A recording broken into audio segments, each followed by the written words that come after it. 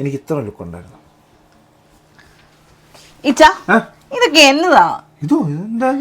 എനിക്ക് OCD-യാന്ന് അറിയത്തില്ല. ഇതൊക്കെ എന്തുവായി പോടി? ഇവിടെ എല്ലാം ഇങ്ങനെ ചെതറിച്ചിട്ടേക്കുന്നേ. സോറി ഞാൻ റെഡിയാക്കാം. വേണ്ട, ഞാൻ ശരിയാക്കോളാം. എനിക്ക് OCD-യാ.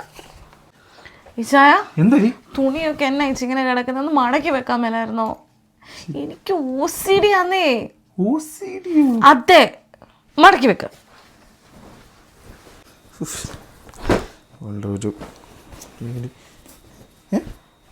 ഇത് ഇവളുടെ തോർത്തല്ലേ? നനഞ്ഞിട്ടില്ലല്ലോ.